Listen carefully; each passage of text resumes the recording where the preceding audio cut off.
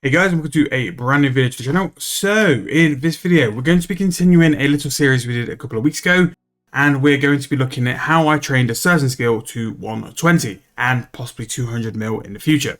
Now today we're going to be doing one of the most extensive videos I think I'm going to be doing in this series, and this is going to be crafting. Now compared to when I originally got 99 crafting and even 120 crafting has completely changed. When I trained 120 crafting, it was a buyable and quite a considerable buyable as well. I think it cost me in the region of like 600 mil to get 120 crafting.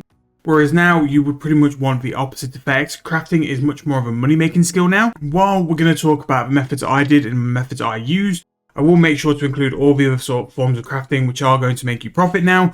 Because crafting can definitely be one of those skills you use now to pay for your own membership, or at least build a solid foundation to your account by just training the skill and making profit from it. So we're going to start with 5 separate sort of bits of content, and then we're going for the other stuff. So originally how I trained crafting to start with was gems. Now gems used to be one of the most expensive ways to train any skill at all, because of the rate of XP it gives you. Now gems are still by far the fastest crafting XP currently, and because of how gems have now influenced in PVM drops, they're on a lot of boss tables now. So you normally have rubies and diamonds involved in God Wars 2.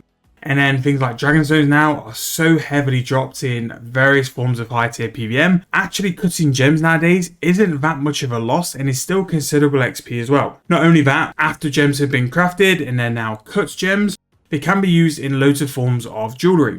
Now jewellery is sort of a form of crafting which has come a lot more into its elements over the past couple of years.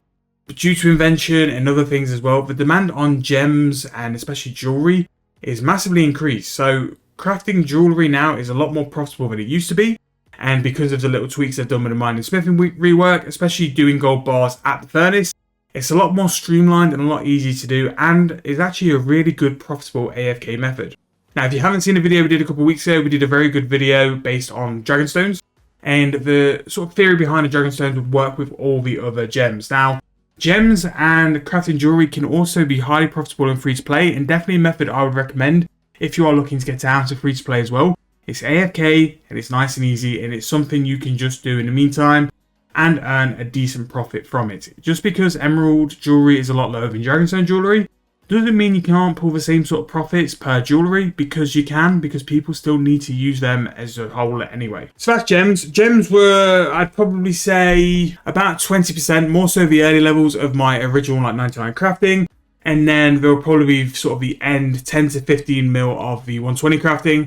It got to a point where I just wanted crafting done, and it's really quite tedious at points crafting. Even though it's insanely quick at times with gems, like that's why you buy gems for, is to finish the XP nice and quick. In terms of going to 200 mil crafting, I do sort of think I'll use gems a lot because of the sort of insane XP. Dragonstones, for the XP they give you, aren't even that like outrageous to do for GP per XP. And also, one of the perks of a 120 crafting cape is also a chance to do a full invo of gems at once. And I think the best way to get the most out of that is to actually train with gems. Now, I'll still be doing like forms of crafting, which we're going to mention later on in this video, to do for profit or for pure like AFK-ness. But gems will probably be most of the XP I do for the remainder of my crafting experience. The gems and jewellery are like separate methods, so I counted them as separate things.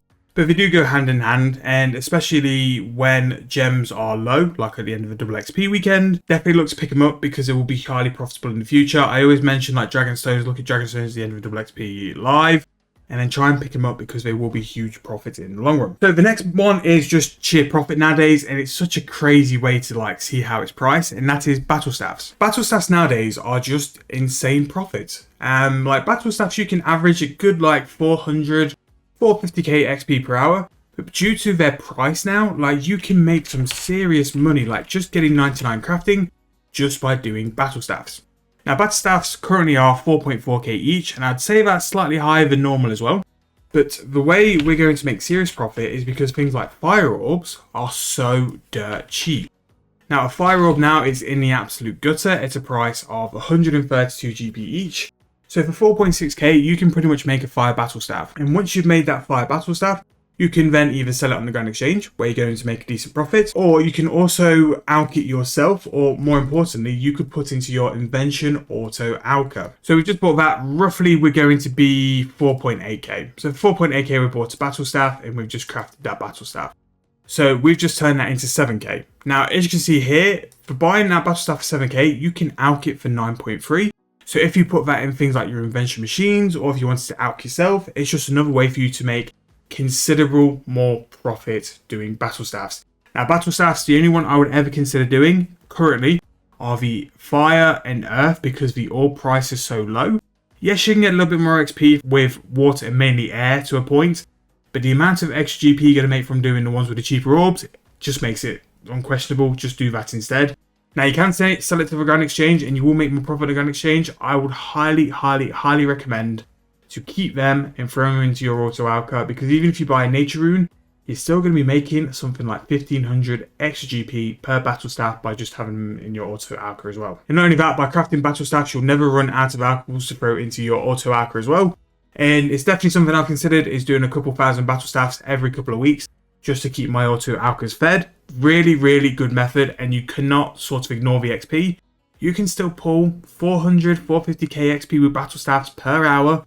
And going for something like 99 crafting, is your first 99, can hugely build a giant cash stack in your bank to build your account off. So highly recommend that. So the next one, and sort of the final one, and what I kind of did for like most of my 120 sort of grind, but also what I did to finish off 99 crafting, was dragon hides. So dragon hides, again, pretty much similar to all of crafting really, massively changed over the past couple of years.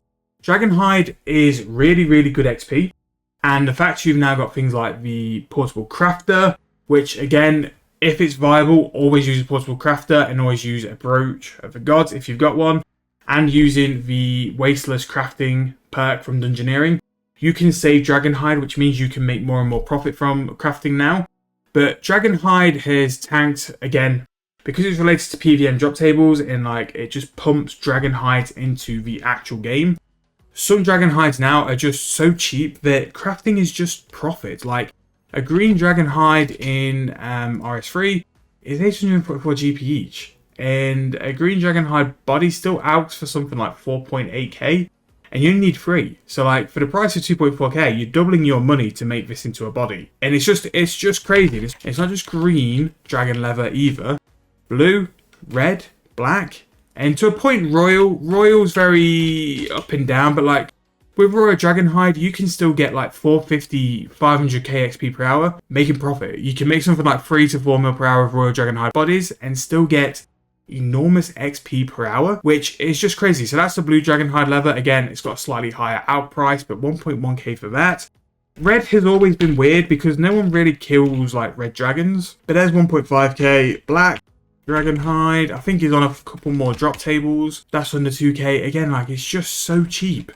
And not only like are you going to make profit with this, you're not sacrificing XP. Especially dragon leather crafting, it's some of the best crafting XP in the game. Battle staffs are really good. The only one with crafting really, like you're kind of losing XP to make some profit, is jewellery. But with jewellery, you've got the sheer AFK-ness, which is kind of like balances it out for me. That's why like, I still consider jewellery to be an option. But again, I did black dragon bodies for 99 crafting because Royal wasn't out. And then I did a combination of black dragon bodies and Royal dragon bodies as well. With Royal dragon bodies making a huge profit at the time. And even on the original noob account, I was making something like 6-7 mil profit per hour crafting Royal dragon leather bodies. These ones here. And these also have a very decent out price as well, so that could also be an option you could be crafting to fill your own auto alchers. But those are the 4 which sort of contribute either GP, like all 4 really just are there to make GP, and that's where crafting's really changed. It's not buyable anymore. It's a hugely profitable skill and something you can do to bring some GP into your accounts. Now, and other options and some other niche options as well you've got protein Dragonhide, which again is a really good thing to utilize when you're out and about. If you've got stuff you're waiting for, stuff you're standing for, in between like doing flips on the Grand Exchange, you can sit and do that. Use a portable Fletcher, use all your perks and stuff. Really good to do that. Again, I would much rather do methods which make me money But it's a very good and very valid protein. I don't think it's a waste of proteins either, which you do need to consider now. Like, some skills just aren't worth it. Construction, for example. Now we've got 4.3 construction. You shouldn't really be using the protein planks. Earns, very solid, very finicky. And I do think, like, if you're going to be doing urn crafting, you need to have lunas for the fire urn spell.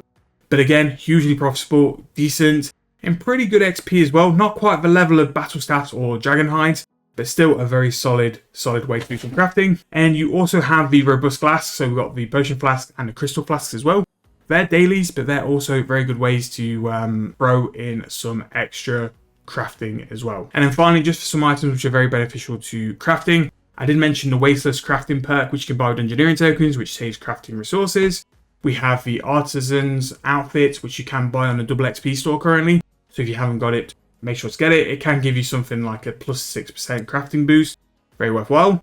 The capes do have decent perks. You can have the ability to like never require thread, which is really nice actually. And I didn't realize the 99 cape actually also gave you the same perk of crafting all the gems in your invo at once. Very nice for that. So utilize your crafting capes if you don't have them already. Portable crafters, always use if it's viable. It will save you money. It will make you more money. And also the brooch as well is very, very good. You can use the crystal chisel when doing gems. It just gives you a 2% chance to duplicate gems, make a little bit more money. Can be worth it, but it can't be augmented, so you can't get invention XP from it either. And yeah, those are pretty much the things I've used for crafting. Now, don't get me wrong, I'm pretty sure there are still numerous methods involved with crafting, which will still make profit and will still be good XP, but this is a video of going over what I've done, what I've used, and how I've done this.